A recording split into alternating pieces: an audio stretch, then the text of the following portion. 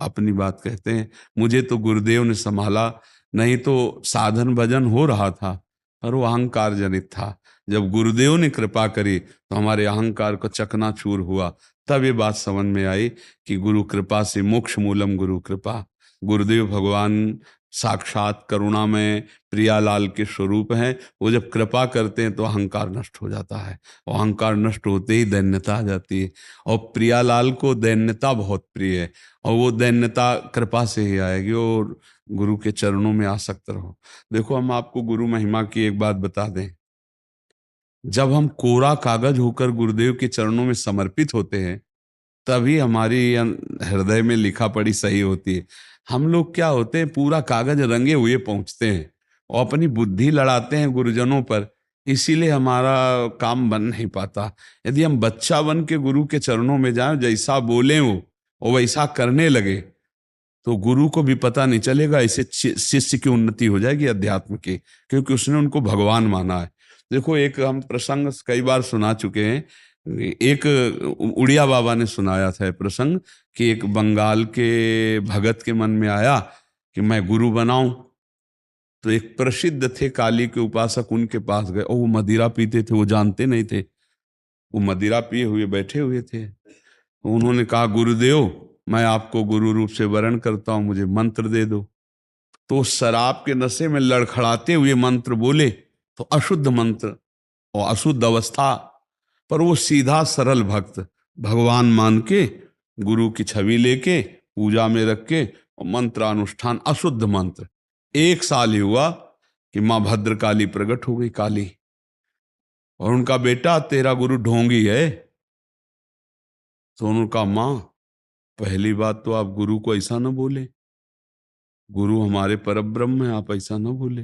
बोले, बेटा तू बहुत सरल है, जानता नहीं, वो शराब पीता है, और जो मंत्र दिया ना वो अशुद्ध है। माँ ने कहा।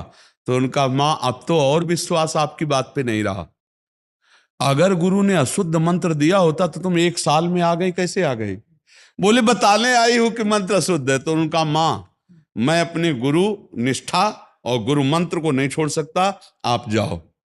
तो उनका बेटा, मैं तुम्हारी गुरु भक्ति पे प्रसन्न हुई, और आज से मेरे सिद्ध करने का मंत्र यही होगा जो अशुद्ध मंत्र। ऐसा गुरु भाव किया जाता है।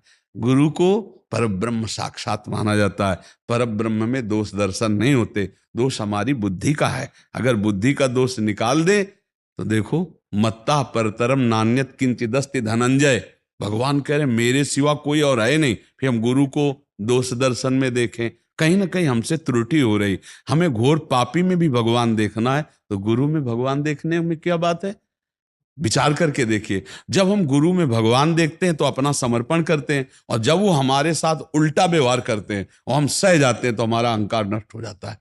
वहीं वहीं रहकर उसको चोट पहुंचने दो अहंकार को, और अहंकार जब मिटिया मिट हो गया, तब कृपा उदय हुई। तब समझ में आया को हो साक्षात परब्रह्म गुरुदेव हैं। गुरुर् ब्रह्मा गुरुर्विष्णु गुरुदेव महेश्वरा, गुरु साक्षात परब्रह्म तस्मै श्री गुरु। गुरु में भगवान बुद्धि करना बहुत कठिन बात है, सबसे कठिन बात विश्व में, समझ लो। गुरु में परब्रह्म बुद्धि करना, और गुरु में परब्रह्म बुद्धि नहीं तो कुछ भी कर ले, अहंकार नष्ट नहीं होगा। ये हम खुली बात कह रहे। गुरु ही एक वो खिलाड़ी है जो हमारे अहंकार को मिटिया मेट कर दे सकते हैं, दूसरा नहीं, दूसरा नहीं।